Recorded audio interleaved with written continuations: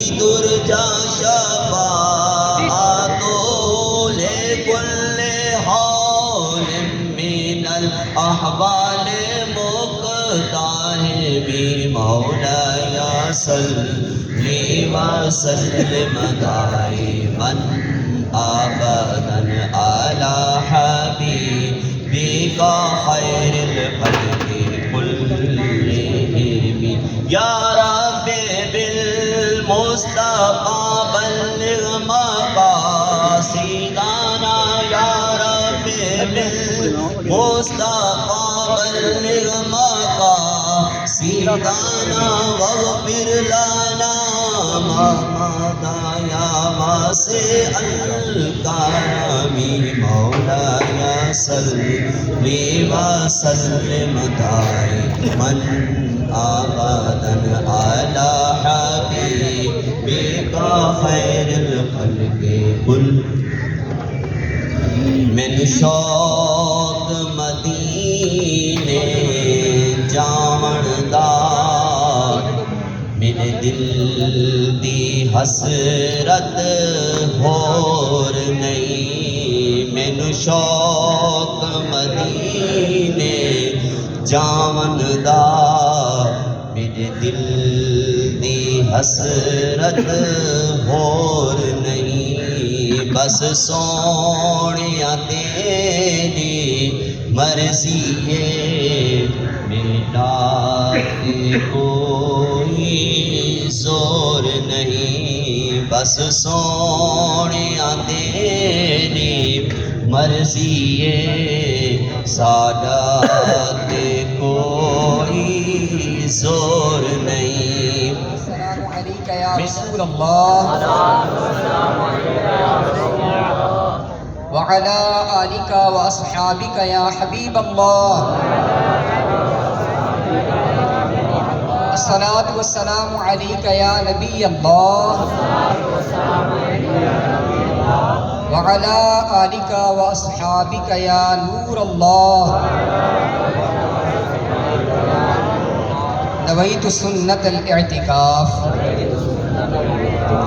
فرمان مصطفیٰ صلی اللہ علیہ وآلہ وسلم تم جہاں بھی ہو مجھ پر درود پڑھو کہ تمہارا درود مجھ تک پہنچتا ہے صلو علی الحبیب صلی اللہ تعالی علی محمد صلی اللہ علیہ وآلہ وسلم ہماری آج کی یہ محفل جو کہ ملک جاوید خور صاحب ملک ندیم صاحب اور ملک شاہی صاحب ان کے والد محترم کے اصال ثواب کی یہ محفل ہے اللہ کریم ان کے والد صاحب کی بلا حساب مغفرت فرمائے تو اصال ثواب کے حوالے سے ایک دو باتیں عرض کر کے یہ میرا موضوع ہے چند باتیں اس پر انشاءاللہ آپ کے سامنے عرض کروں گا اس کے بعد دعا اور مناجات کا سلسلہ ہوگا نبی کریم صلی اللہ تعالی علیہ وآلہ وسلم نے ارشاد فرمایا کہ میری امت گناہ سمیت قبر میں داخل ہوگی میری امت گناہ سمیت قبر میں داخل ہوگی لیکن جب نکلے گی تو بے گناہ ہوگی سوال آتا ہے نا کہ جب بندہ مر جاتا ہے تو اس کا نامہ اعمال تو لپیٹ دیا جاتا ہے جو نیکیاں ہوتی ہیں وہ نیکیاں باقی رہتی ہیں جو گناہ ہوتے ہیں وہ گناہ نامہ اعمال کے اندر رہ گئے وہ نامہ اعمال تو لپیٹ دیا گیا تو یہ جو گناہ تھے وہ نیکیوں میں تبدیل کیسے ہو گئے جو بندہ گناہ سمیت قبر کے اندر داخل ہوا تو یہ نیکوکار قبر کے اندر سے کیسے نکل رہا ہے تو رسول اللہ صلی اللہ علیہ وآلہ وسلم نے کیا ارشاد فرمایا میری امت گناہ سمیت قبر میں داخل ہوگی اور جب نکلے گی تو بے گناہ ہوگی کیوں کیونکہ وہ مؤمنین کی دعاؤں سے بخش دی جاتی ہے یہ جو ہم دعائیں کرتے ہیں اصال ثواب کرتے ہیں یا اللہ مرحوم کی مغفرت فرما یا اللہ مرحوم کے درجات بلند فرما اگرچہ ایسا ہی انسان تھا قبر کے اندر جب داخل ہوتا ہے مومنین مسلمان اس کے لیے دعائیں کرتے رہتے ہیں تو انہی دعاؤں کی برکت سے اللہ پاک اس کی مغفرت فرما دیتا ہے اللہ اکبر مرقات شریف جو کہ مشکات شریف کی ایک مشہور شرح ہے ملا علی قاری رحمۃ اللہ تعالی علیہ کی اس کے اندر ایک واقعہ لکھا ہوا ہے کہ حماد مکی فرماتے ہیں میں ایک مرتبہ مکہ کے قبرستان کے اندر گیا تو قبر پر سر رکھ کر سو گیا میں نے دیکھا کہ لوگ قبروں سے حلقہ در حلقہ نکل رہے ہیں اور جوک در جوک نکل کے حلقے کی صورت میں بیٹھے ہوئے ہیں. تو میں نے ان سے پوچھا کہ کیا قیامت قائم ہو گئی ہے؟ تو انہوں نے کہا کہ نہیں، قیامت قائم نہیں ہوئی، بلکہ ہمارے ایک مسلمان بھائی نے سورہ اخلاص یعنی قل هو اللہ احد پڑھ کر اس کا ثواب ہمیں پہنچایا، تو ہم 1 سال سے وہ ثواب تقسیم کر رہے ہیں۔ اتنا زور لگتے ہیں، ہم 1 مرتبہ سورہ اخلاص پڑھ لیتے ہیں، فاتحہ کرتے ہیں، قرآن خوانی کرتے ہیں، ہمیں اس کا اندازہ نہیں ہے، لیکن ہمارے مرحومین کو کتنا فائدہ پہنچتا ہے یہ اللہ ہی جانتا ہے۔ تو ہم سب کو چاہیے کہ اپنے مرحومین کے لیے ایصال ثواب کی اس طرح کی محفلیں ہم کرتے رہا کریں۔ صلو علی الحبیب صلی اللہ تعالی علی محمد صلی اللہ علیہ وآلہ وسلم۔ اللہ کریم قرآن پاک میں ارشاد فرماتا ہے قل ان ربی یبسط الرزق لمن یشاء من عباده ویقدر له، یعنی اے محبوب آپ فرما دیجئے کہ بے شک میرا رب اپنے بندوں میں جس کے لیے چاہے رزق وسیع فرماتا ہے اور جس کے لیے چاہے تنگ کر دیتا ہے۔ قرآن پاک کی آیت ہے کہ اللہ جس کے لیے چاہے، بعض مالدار ہوتے ہیں اور بعض غریب و غربا ہوتے ہیں، تو اللہ پاک قرآن پاک میں کیا ارشاد فرما رہا ہے کہ اے محبوب آپ فرما دیجئے کہ میرا رب اپنے بندوں میں جس کے لیے چاہے رزق وسیع کر دیتا ہے اور جس کے لیے چاہے تنگ کر دیتا ہے۔ وما انفقتم من شیء فهو یخلفہ، اور جو چیز تم اللہ کی راہ میں خرچ کرو وہ اس کا بدلہ دے گا، وہ اس کا بدلہ دے گا۔ وَهُوَ خَيْرُ الرَّازِقِينَ، اور وہ سب سے بہتر رزق دینے والا ہے۔ اب جب ہم اس آیت کو دیکھتے ہیں تو دل اگر ایمانی نگاہ سے بندہ دیکھے تو مطمئن ہو جاتا ہے کہ اللہ نے جس حال میں بھی رکھا ہے اس کا شکر ہے، کیونکہ اس کی تقسیم کاری ہے۔ قرآن پاک میں وہ فرما رہا ہے کہ جس کے لیے چاہتا ہے رزق وسیع کر دیتا ہے، جس کے لیے چاہتا ہے تنگ کر دیتا ہے، تو جس کے لیے وہ رزق وسیع کرتا ہے اسی شخص کا اسی کے اندر ہی بھلا ہوتا ہے، اور جس کے لیے رزق تنگ کرتا ہے اس کا اسی کے اندر بھلا ہوتا ہے۔ مثال کے طور پر قارون کا آپ نے نام سنا ہوگا، قرآن پاک کے اندر اس کا ذکر ہے۔ یہ پہلے غریب تھا، اس کو منور کہتے تھے، انتہائی خوبصورت تھا، منور کہتے تھے اس کو، حسین و جمیل ہونے کے ساتھ ساتھ حضرت موسیٰ علیہ السلام کا یہ کزن بھی تھا۔ اس کے علاوہ اس کی ایک فضیلت یہ بھی تھی کہ پورے بنی اسرائیل کے اندر سب سے زیادہ تورات شریف کو یہی جاننے والا تھا، یعنی تورات کا یہ عالم تھا۔ اب ایسا ہوا کہ اس کے پاس مال آنا شروع ہوا، جب مال آتا گیا تو پہلے جو تقویٰ تھی، پرہیزگاری تھی، تورات شریف پڑھتا، نیکیاں کرتا، وہ سب چیزیں آہستہ آہستہ اس کی چھوٹنے لگی، چھوٹتے یہاں تک کہ جب اس کے پاس مال بہت زیادہ ہو گیا اور حضرت موسیٰ علیہ السلام نے جب زکوٰۃ کا کہا، جب اس نے کیلکولیشن کی اور دیکھا کہ میری اتنی زکوٰۃ بن رہی ہے، تو اس بدبخت نے زکوٰۃ کا ہی انکار کر دیا، اور جب اس نے زکوٰۃ کا انکار کیا تو ظاہر کافر ہو گیا۔ جیسے ہی وہ کافر ہوا اور موسیٰ علیہ السلام کی دعائے بد سے اس کو زمین نے پکڑا، اور یہ زمین کے اندر جب دھسایا گیا، قارون اور اس کا خزانہ حدیث پاک کے مطابق آج بھی اور قیامت تک یہ زمین کے اندر دھستے چلے جا رہے ہیں۔ اب اندازہ لگائیں، پہلے تو بڑا نیکوکار تھا، پہلے تو تورات کا عالم تھا، لیکن جیسے ہی مال آنا شروع ہوا تو اس کے حالات خراب ہونا شروع ہوئے۔ تو پیارے اسلام بھائیو، بعض لوگوں کے لیے مال اس کی آخرت کے اعتبار سے نقصان دہ ہوتا ہے، اچھا بعضوں کے لیے غریبی بڑی نقصان دہ ہوتی ہے، جیسا کہ حدیث پاک کے اندر ہے، قریب ہے کہ فقر کفر تک لے جائے، جو تنگی ہے وہ کفر تک پہنچا دے۔ کیسے؟ علماء نے اس کی مثالیں دی ہیں۔ مثال کے طور پر ایک غریب شخص ہے اور وہ کہتا ہے واہ اللہ، اس کو تو اتنا تو نے مال دیا ہے، وہ حالانکہ نماز بھی نہیں پڑھتا، میں تیری نماز بھی پڑھتا ہوں، یہ بھی کرتا ہوں، تو نے تو مجھے مال نہیں دیا، تو نے مجھ پر ظلم کیا ہوا ہے۔ تو جیسے اس شخص نے اللہ کو ظالم کہا تو وہ دائرہ اسلام سے خارج ہو گئی۔ اس طرح کے غریب غربا کئی کفریات بک جاتے ہیں اور دائرہ اسلام سے نکل جاتے ہیں۔ تو بعض اوقات غریبی نقصان دہ ہوتی ہے اور بعض اوقات امیری نقصان دہ ہوتی ہے۔ ہمیں یہ سوچ اپنانی چاہیے کہ اللہ پاک نے مجھے جس حال میں رکھا ہے یا اللہ تیرا شکر ہے، جس حال میں رکھا ہے یا اللہ تیرا شکر ہے۔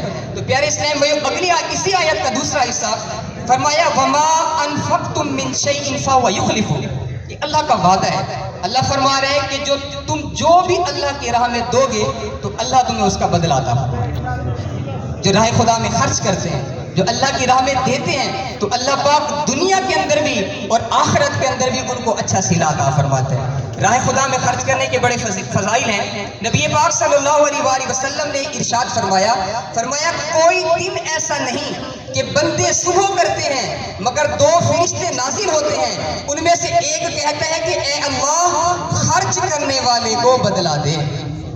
معصوم فرشتے، اللہ کے معصوم فرشتے جو گناہوں سے پاک ہیں، معصوم ہیں، وہ دعائیں کر رہے ہوتے ہیں کہ جو راہ خدا میں دے رہا ہے یا اللہ تو اس کو اس کا بدلہ عطا فرما۔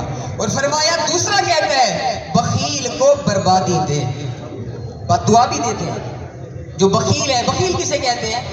جس پر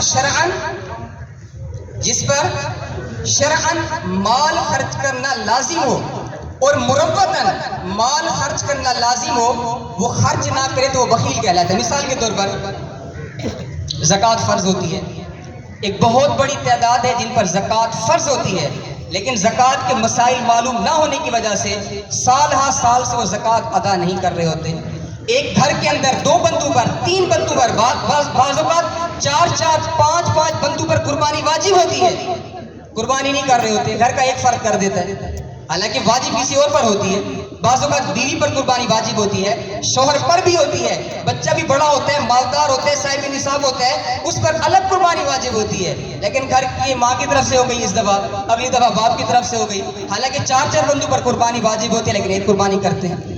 تو شرعاً جو ان پر خرچ کرنا تھا مال وہ نہیں کر رہے ہوتے، زکوٰۃ فرض ہوتی ہے، ان کو تو اتنا بھی پتہ نہیں ہوتا۔ حالانکہ اللہ کے بندو، زکوٰۃ مال کا میل ہے، یہ بندہ نکالے۔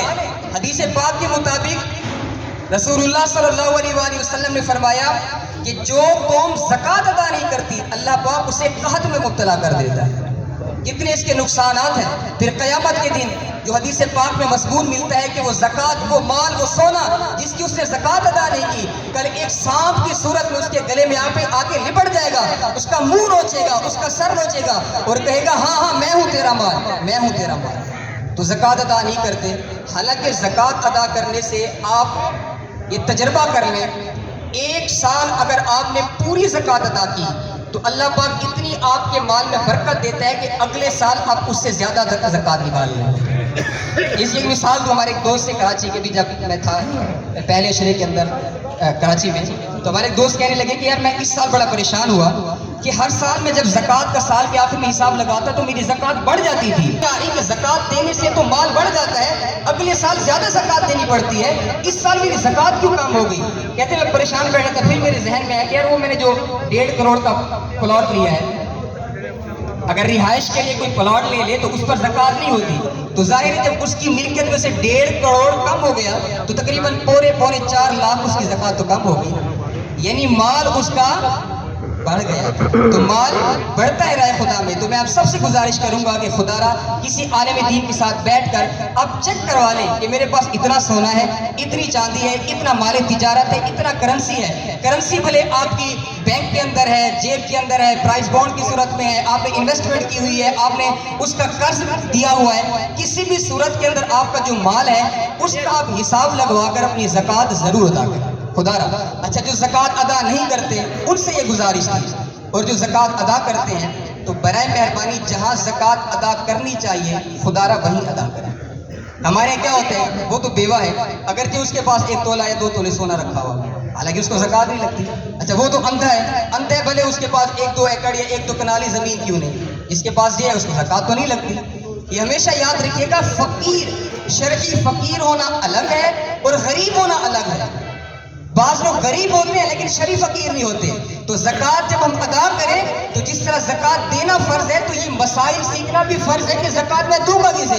ایسے تھوڑی کہ آپ راشن چلانا شروع کر دیں، کپڑے دینا شروع کر دیں اور آپ کہیں گے میری زکوٰۃ ادا ہوئی ہے، اس طرح آپ کی زکوٰۃ ادا نہیں ہوگی۔ زکوٰۃ میں جو شرعی فقیر ہے اس کو جب تک آپ اس کا مالک نہیں بنائیں گے زکوٰۃ ادا نہیں ہوتی۔ تو بہرحال زکوٰۃ کے الگ مسائل ہیں، تو زکوٰۃ دینی بھی ہے، درست دینی ہے۔ اور آخر میں آپ سب سے گزارش کروں گا کہ خدا را جب بھی آپ زکوٰۃ نکالیں، اپنا فطرہ ہو یا اس کے علاوہ جو بھی آپ کے نفلی صدقات ہیں، آپ نے ترجیح کس کو دینی ہے؟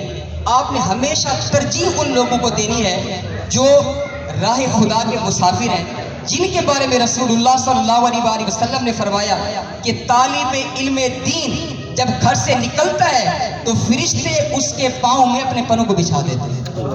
خدا را ان طلباء پر خرچ کرے۔ میں آپ کو سمجھاتا ہوں، ایک شخص ہے جس کو آپ نے زکوٰۃ دی ہے، وہ شریف فقیر لیکن نماز نہیں پڑھتا، شراب پیتا ہے، چرس پیتا ہے، غلط کام کرتا ہے، حرام کام کرتا ہے۔ ایک وہ طالب علم دین جس کو آپ نے زکوٰۃ دی، وہ تلاوت قرآن کرتا ہے، وہ نماز پڑھتا ہے، وہ علم دین حاصل کرتا ہے، وہ حدیث پڑھتا ہے، وہ تفسیر پڑھتا ہے، وہ فقہ پڑھتا ہے، وہ مسائل سیکھتا اور پھر بعد میں ہمیں سکھاتا ہے۔ تو آپ بتائیں کہ زکوٰۃ کس کو دینی چاہیے؟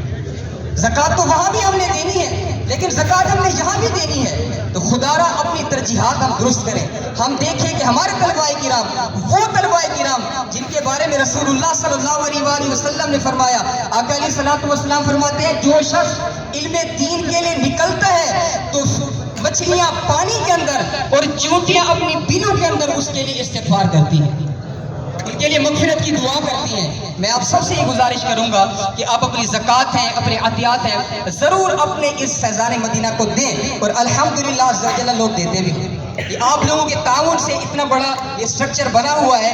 اس جامعۃ المدینہ جس میں علماء بن رہے ہیں، حفاظ بن رہے ہیں، تقریباً اس کا ایک ماہ کا خرچہ کتنا ہے؟ 6 لاکھ۔ تقریباً ایک ماہ کا صرف جامعۃ المدینہ کا خرچہ کتنا ہے؟ 6 لاکھ ایک ماہ کا خرچہ ہے۔ ہم کیا سمجھتے ہیں 10 روپے دے دیے، 20 روپے دے دیے، کبھی ایک بوری آٹے کی دے دی، کبھی یہ، تو اس طرح نظام نہیں چلتا۔ یہ تو اللہ ان کا بھلا کرے جن شخصیات کا الحمدللہ جنہوں نے ماہانہ سیٹنگ کی ہوئی ہے، ماہانہ ان کا راشن آتا ہے، ماہانہ ہزاروں روپے ان کے جب یہاں آتے ہیں، تبھی آپ کا یہ جامعۃ المدینہ کا نظام چل رہا ہے۔ تو خالی آپ دیکھیں گھروں کے اندر مہنگائی دیکھیں۔ اب آپ کے سامنے اس وقت تقریباً 120 اسلام بھائی اعتکاف میں بیٹھے ہوئے ہیں۔ کتنے بیٹھے ہوئے ہیں؟ تقریباً 45 سے 50 ہزار ڈیلی کا ان کی ساری افطاری پر خرچہ ہے۔ سوچتے ہیں اس میں میری پیسہ یہ چندہ ہوتا ہے، جاتا کہاں ہے، کرتے کیا ہیں؟ کبھی آپ فینانس ڈپارٹمنٹ کے اندر نیچے بیٹھ جائیں اور ان سے حساب کتاب کریں گے، اپنے جامعۃ المدینہ کے ساتھ، اپنے فیضان مدینہ کے ساتھ، اپنے ادارے کے ساتھ آپ تعامل کریں۔ یہ ہمارے لیے الحمدللہ صدقہ جاریہ والی بات ہے۔ ایک بزرگ فرماتے ہیں کہ میں 25 نمازیں روزانہ پڑھتا ہوں۔ میں کتنی نمازیں پڑھتا ہوں؟ 25۔ بس 2-3 منٹ رہ گئے ہمارے۔ ایک بزرگ فرماتے ہیں کہ میں 25 نمازیں روزانہ پڑھتا ہوں۔ تو ان سے کہا گیا کہ حضرت نمازیں تو 5 ہیں، اب 25 نمازیں کیسے پڑھتے ہیں؟ تو فرمایا الحمدللہ 4 میں نے نمازی بنا دی ہیں، 20 ان کی اور 5 میری، مجھے 25 نمازوں کا ثواب ملا۔ ٹھیک ہے، ہم نمازی نہ بن سکے، ہم کسی کو نمازی بنا دیں۔ مثال دے رہا ہوں، اللہ ہم سب کو نمازی بنا۔ ہم عالم دین نہ بن سکے، یہ ہماری وجہ سے، ہمارے ڈونیشن سے کوئی ایک بھی عالم دین بن گیا تو جب تک وہ نیکیاں کرتا رہے گا، دین پھیلاتا رہے گا، آگے وہ علماء پروڈکشن کرتا رہے گا، اس کا ثواب کسے ملے گا؟ مجھے ملے گا۔ تو اب وہاں پر انویسٹ کریں جہاں آپ کے لیے صدقہ جاریہ ہو۔ ایک الحمدللہ ایک دوست ہیں، انہوں نے مجھے نیت پیش کی کہ انشاءاللہ الکریم اسی شوال سے انہوں نے یہ کہا تھا کہ یار ذیشان بھائی میری خواہش تھی کہ میں عالم دین بنوں، لیکن میں نہ بن سکا۔ پھر میری خواہش تھی کہ میرے 2 بیٹے ہیں وہ عالم بن جائیں، وہ بھی نہ بن سکے۔ تو میں یہ چاہتا ہوں کہ انشاءاللہ شوال سے آپ کے ایک طالب علم دین کا جو 8 سالہ درس نظامی کا خرچہ ہے انشاءاللہ میں وہ اٹھاؤں گا، تاکہ میری وجہ سے کوئی ایک تو عالم دین بنے۔ یہ ہمارے معاشرے کے سدھار کا ذریعہ ہے۔ ہر جگہ ہمیں انہی کی ضرورت ہے، یہاں تک شاہد صاحب